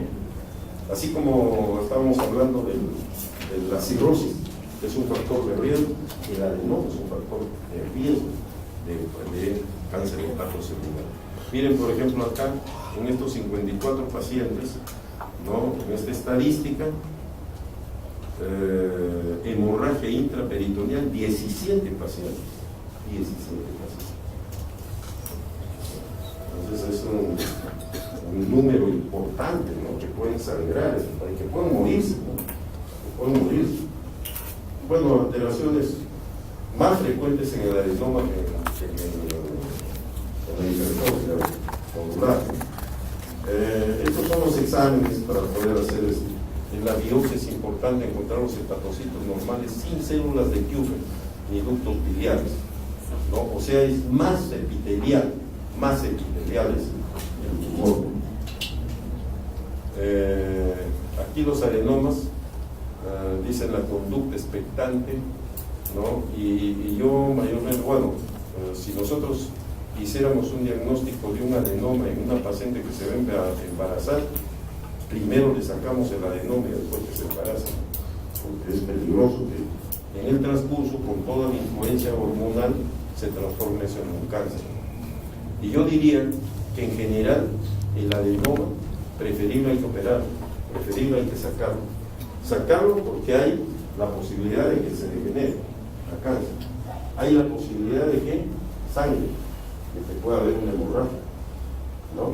Entonces, de preferencia, no estar esperando tanto la imposibilidad de descartar lesión maligna, hemorragia, sino que antes que se produzca eso, yo diría, no interesa tanto el tamaño, si es un adenoma, de preferencia mejor hay que sacarlo, ¿no? Hay que sacarlo, sí. ¿Qué posibilidades hay de que uno saque un adenoma y vuelva a recibir algo de información? No, si sigue tomando anticonceptivos, puede en cualquier momento hacer otro adenoma. Pero cuando toman anticonceptivos, ¿son únicas los adenomas o son múltiples adenomas? Puede haber, pero es raro. Generalmente el adenoma no es múltiple, los otros sí, pero en el adenoma puede ser, pero no es muy frecuente esto, no es muy frecuente. Generalmente los adenomas son más circunscritos, ¿no? Y vamos a ver este asunto de los hígados metastásicos. Yo les decía que las metástasis son las más frecuentes, ¿no? El hígado metastásico es más frecuente que los tumores primarios. Cáncer primario, ¿no? Es más frecuente que la metástasis, ¿no? Eso hay que tener en cuenta. Y vamos a ver que siempre podemos ver de dónde pueden venir generalmente, ¿no? Y de otros sitios, por ejemplo, esófago, tumores inclusive, por ejemplo, el testículo, etcétera, ¿no? Pueden dar metástasis al hígado, ¿ya? Entonces, pero los sitios más frecuentes de origen son de colon, de estómago, de páncreas y de mama, que son los más frecuentes. ¿Ya? Bueno, síntomas y signos, eso depende mucho del tipo de tumor, de dónde viene, la extensión, etcétera. Generalmente tiene la sintomatología del cáncer de dónde viene, aunque no siempre. Creo que les hablé yo de una metástasis, por ejemplo, todavía, ¿de estómago les hablé? ¿No? Que tenía una metástasis en la pared gástrica, ¿se acuerdan? En la pared gástrica, ¿no? Entonces, puede ser, pero ya, pues y ese no tenía sintomatología, no siempre. Ahora, si es un cáncer pancreático avanzado, va a tener la sintomatología, pues, de todo lo que es el cáncer del páncreas. Pero sí hay que tener en cuenta, no sé en este tipo, vamos a solamente a referirnos a esto, pero cuando nosotros operamos un cáncer de colon, ¿no? Y encontramos que hay una metástasis en el hígado, o detectamos una metástasis en el hígado, o operamos un cáncer de colon y al año una metástasis hepática. ¿Qué hacemos? Lo queremos. Sacamos la metástasis. ¿No? ¿Por qué? Porque miren ustedes, en pacientes no operados, la sobrevida es 6 a 18 meses. En los pacientes que operamos, que se resecan, viven 3 años, 5 años, 47, 30, y hasta 10 años un 20%. O sea que definitivamente la extirpación del cáncer de colon, no de estómago ni de páncreas, ahí es inoperable, ya no hay para qué tocar. Pero si tenemos nosotros de cáncer de hígado, hay que operar a esos pacientes. Y a veces inclusive así sean 2, 3, ¿no?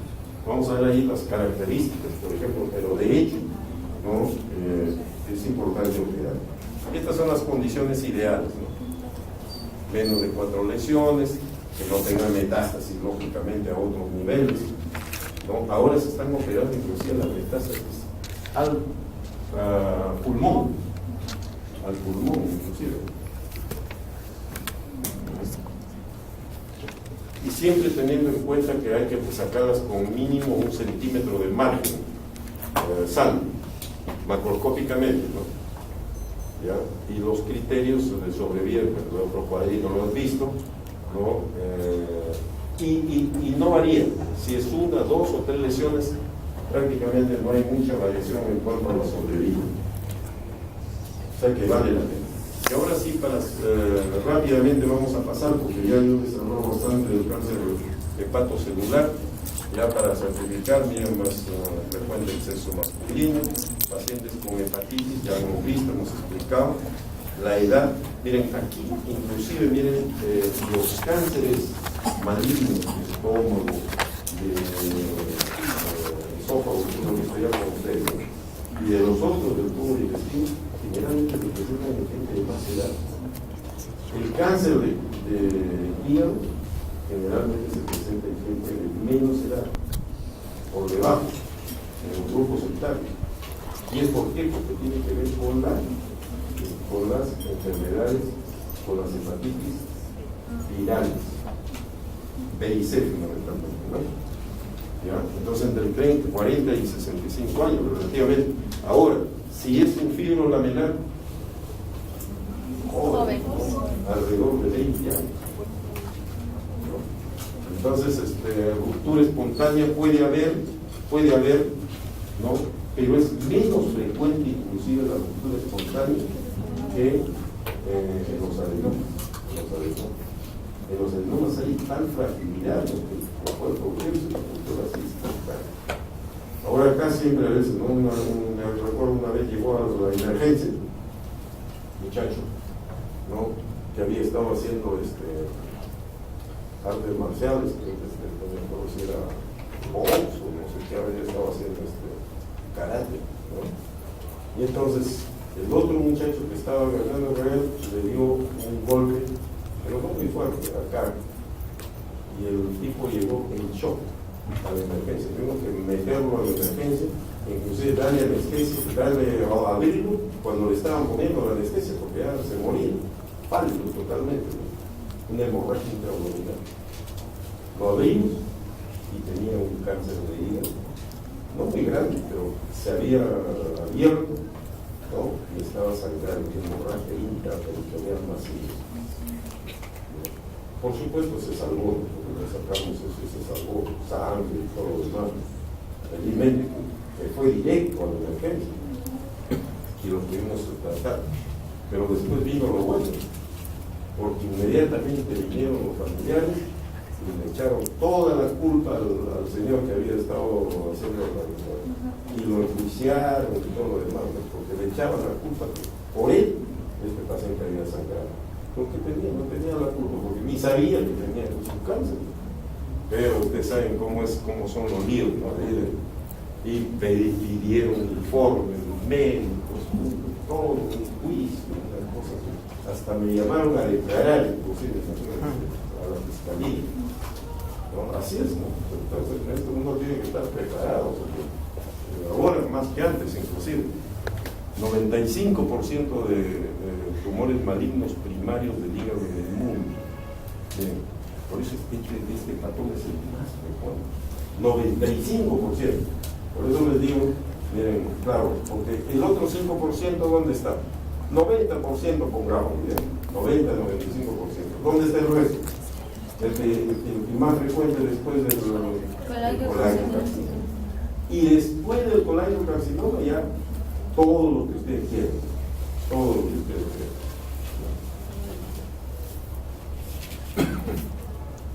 Y todavía tienen el mixto. El hepato colangiocarcinoma. Bien, entonces los síntomas y signos, ¿no? Generalmente eso es a veces frecuente que se produce necrosis dentro del tumor, y hay fiebre, leucocitosis, ¿ya? Entonces esto hay que tenerlo en cuenta, pérdida de peso, etc. Esto les voy a presentar para que vean la clasificación TNM, pero aquí la clasificación TNM no es tan adecuada como en otras, como por ejemplo en estómago, ¿no? ¿Por qué? Porque aquí hay que tener, no tiene en cuenta esta clasificación el grado de insuficiencia hepática que tiene el paciente. Porque miren ustedes, un cirrótico ya está entrando con una insuficiencia.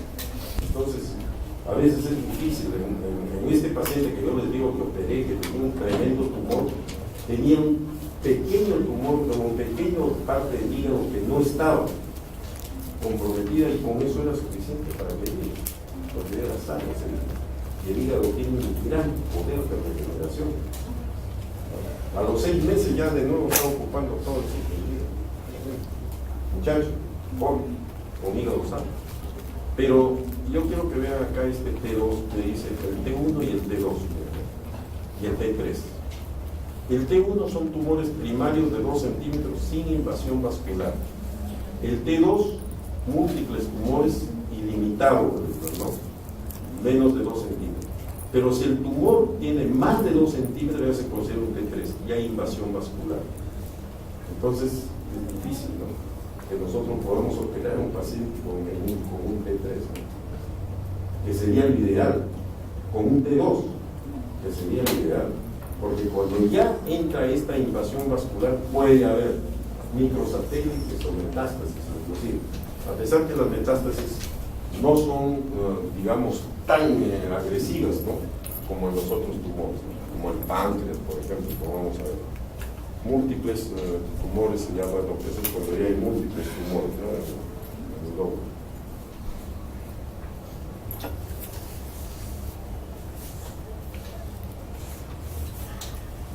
N, si hay metástasis a los ganglios o no. ¿Ya? ¿Qué ganglios? ¿Qué ganglios se toman acá? ¿A dónde desembocan los ganglios del hígado? En grupos. En grupos ahí se han equivocado, ¿no? Casi la mayoría se han equivocado con la arteria, el grupo de la arteria hepática derecha, ¿no? ¿Dónde está la hepática derecha? En el hígado hepático. Grupo 2. Grupo 2. Ahí veo que se me equivocaba un cuadro. Grupo 2. Doctor, una consultita. Sí. Es que justo cuando revisamos la literatura, encontramos que el grupo 2 era el ligamento hepatoduodenal. Y es encontrado en los libros No, que hemos pero lo clásico es ilio biliar, o sea, todo lo que se encuentra en el ilio, ¿no? En todo lo que se encuentra en el ilio biliar, ese es grupo 2. El que se encuentra retropancreático es el grupo 13.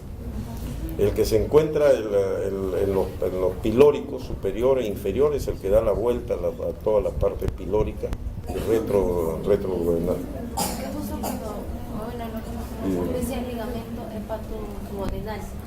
Bueno, el ligamento hepatoduodenal viene desde arriba, pues, ¿no? Desde el hígado hacia abajo, pero fundamentalmente hay que hablar del ilio, porque ¿dónde están generalmente los ganglios? ¿Están en el ligamento? No, alrededor de la... En los vasos, están en los vasos, ¿no? Entonces, por ejemplo, el hilo esplénico es los vasos que están en el hilo esplénico. La hepática, la que está en la hepática común, que es la que se encuentra en la hepática común, ¿qué número es? 8, hepática común. ¿no? Se ve que estudiamos, pero ahí sí, claro. No, estuve bajos en este examen, no sé qué ha pasado. Y esto que yo les obedecí, les puse suave nomás. ¿Ah? Pero he visto que, bueno, no hay muchos jalados, ¿no? Pero, ¿cuántos hay? 17. 17. ¿Y cuántos están con 10? Ya, más o menos. 5 menos. Pero esto les va a estimular para el estudio. Un poco que se han descuidado, ustedes están en el primero. ¿Ya? Entonces N significa proceso. M si hay metástasis o no hay metástasis, ¿no? Entonces esos estadios, por ejemplo, que podemos ver, ya los estadios de acuerdo a eso. La alfa-fetoproteína, por eso digo 500 nanogramos, diagnóstico. ¿Ya? Monitorización después nos sirve la alfa-fetoproteína para eso. Cuanto más elevada, ya les dije también, ¿no? Peor pronóstico. 50-90% de pacientes esté elevado. Por ejemplo, esto, si ustedes leen un libro que viene de la China o del Japón, ¿no? Van a encontrar esto. Y en el Perú también. Nosotros tenemos un buen porcentaje de cáncer de hígado, hepatocelular, con alfa-fetoproteína positiva, elevadas. Pero en Estados Unidos van a encontrar menos, en Europa van a encontrar menos, 35 o 40%. Por eso varía entre uno y otro. Ya, menos de 2, bueno, esta es la ultrasonografía. Lo ideal es encontrar esto, ¿no? Lo ideal. Pero la ultrasonografía, para ver digamos, cosas muy pequeñas, ahora sí, cuando entramos y hacemos el barrido interno. Ya, la tomografía, ya hemos hablado sobre esto, la angioortografía, la biopsia con aguja fina que se utiliza ahora solo para representar lesiones generalmente. La resección curativa, ¿no? Estas son la forma como debe hacerse, y el margen siempre no se olvide de 1 centímetro, ¿no? Presencia, este es cuando no operar. Estos casos son muy avanzados, entonces sería no. Disfunción hepática severa. ¿Qué pasa si yo tengo un paciente, por ejemplo, que tiene una cirrosis con disfunción hepática severa y me hace un cáncer que tengo que hacerle una lobotomía?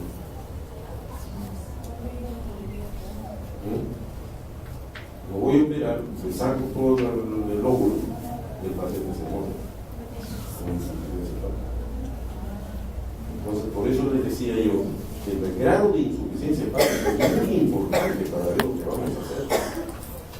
Si yo tengo una persona joven que tiene una cirrosis hepática, que tuvo la mala suerte de hacer una hepatitis, virus B, y a los 30 años, cirrosis, y hace un cáncer, ¿no? Y tiene una insuficiencia severa,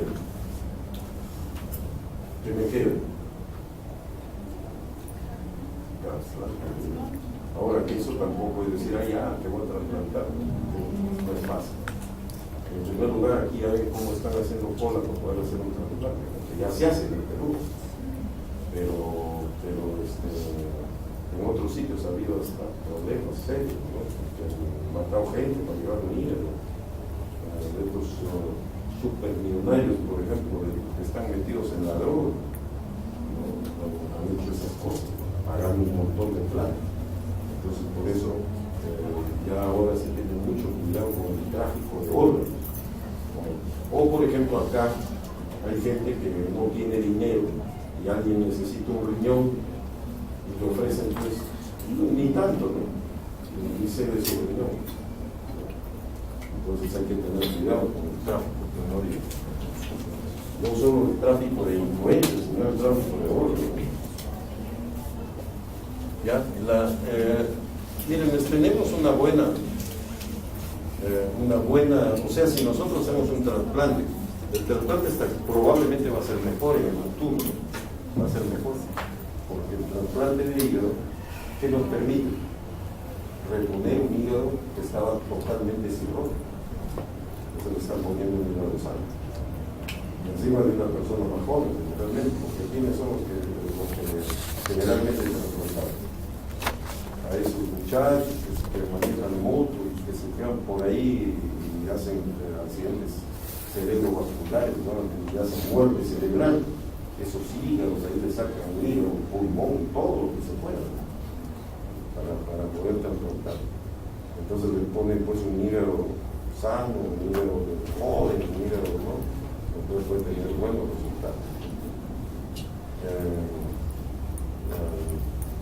Sin embargo, no, esto es ahora, con los alemanes. Yo creo que les conté lo de Stans, ¿no? No les conté de lo de Stans. Stans vino en el año 74, ¿no? Al Perú, porque el Colegio Internacional de Cirujanos hizo un congreso mundial en esa época. Entonces Stans, en 1968, hizo el primer trasplante de hígado en Estados Unidos, en 1968. Y cuando vino acá al Perú, que lo invitamos y vino él ya había hecho como unos 10 trasplantes, el único que ha hecho trasplantes de hígado a nivel mundial. Más, unos 20 o 30 trasplantes había hecho. Y entre ellos había trasplantado a pacientes con cáncer. Pero cuando él vino, nos dictó una conferencia, nos dijo contraindicada el trasplante de hígado en pacientes con cáncer. Contraindicado, y eso lo decía pues la máxima autoridad que había en el mundo, ¿no? que era Stans, Carlos Stans. Entonces, ese era lo que se decía en el mundo en esa época, ¿no? ¿Por qué no dijo eso? Porque él había trasplantado, creo, unos 4 o 5 pacientes con cáncer y al poco tiempo ya tenían sembrado el hígado con cáncer. O sea que seguramente estos pacientes ya tenían células circulando neoplásicas y ¡prum! De nuevo se habían implantado en el hígado y de nuevo hacían cáncer. Entonces por eso el contraindicó del cáncer. Pero después se dieron cuenta que no, que sí tenía los resultados, ¿no? Que había manejo, la mentalidad operatoria no era tan alta, en fin. Y ahora es una herramienta, ¿no? El problema es encontrar hígado. Ese es el problema, porque en realidad, sobre todo, en pacientes jóvenes que tienen cirrosis y que hacen cáncer, fundamentalmente ahí estaría indicado. Bueno, estos son los tipos, ustedes no les voy a exigir ya porque eran esas cuestiones, ¿no? de los tipos de operaciones, ¿no? Porque eso ya no está en el campo de ustedes, ya que se dedique a cirugía de hígado, ya pues hará todo esto. Y además ya usará la robótica, ¿no? En el tiempo que alguien va a hacer cirugía. Porque ahora se está haciendo bastante con cirugía laparoscópica, pero ya están operando en otros sitios con cirugía robótica, ¿no? Que es la parte del futuro. Bueno, y estas son pues todas las complicaciones que se pueden presentar. Pueden canalizamientos, pueden presentarse hemorragias, etcétera, ¿no? La insuficiencia hepática, eso es importante. Y eso hay que tener mucho cuidado, porque uno cuando opera, el grado de insuficiencia hepática hay que medirlo bien, ¿no? Para no tener problemas después de otro tipo, ¿no? Porque el paciente se muere por el virus, te van a decir por qué lo operó. Recuerden que siempre los pacientes, los familiares, todo el mundo, el médico, el cirujano, generalmente ese es su visión, no se opera. No todo el mundo, mire que buena mano tiene, ¿no? Pero se complica el paciente y se muere, y ya el cirujano es lo peor. Pero hay que tener cuidado con eso, hay que tener cuidado. Entonces mejor, por eso ahora hay que tener hacer lo que se llama el consentimiento informado, informarle bien a un paciente de lo que hay que hacer, de las consecuencias que tiene que puede tener la operación, de las posibilidades que tiene. Inclusive ahorita yo tengo un paciente que me llaman los congresistas y todo, chef, y otros, ¿no? En el hospital de La Paz. Es un hijo de un general que lo tiene hospitalizado ahí alrededor ya desde que tenía 12 años, ahora tiene creo que 19 años. Y lo tiene hospitalizado ahí porque ese señor, como ácido mundial, se quemó todo el esófago, ¿no? Pero aparte de eso hizo una serie de complicaciones y nadie lo quiere tocar. Y bueno, por ahí pues ya quieren que yo lo opere ese paciente, ¿no? Y esa es una operación por lo menos de 8 o 9 horas, ¿no? Pero que tiene un riesgo altísimo, ¿no? Y ya lo iba a operar hace más o menos unos 3 meses atrás y hizo una neumonía. Entonces, bueno, yo dije, ay, que se quede, ¿no? Pero ahora están insistiendo, ¿verdad? Todo el mundo. Pero, por ejemplo, ahí hay que decirle bien claro, además nadie lo toca porque es hijo de un general, ¿no? Entonces, el que menos tiene miedo ahí, ¿no? Bueno, hay que decirle, claro, en manos de gente que ha manejado eso tiene más posibilidades de salir adelante, pero también de complicaciones. Entonces hay que hacer una buena explicación de todas las cosas, ¿no?, que pueden ocurrir. Bien, entonces con esto yo creo que ya tienen bastante. La próxima clase viendo, creo que falta. Eso que dijo Schaeffer, esa es una congresista, ¿no? De Fujimorismo.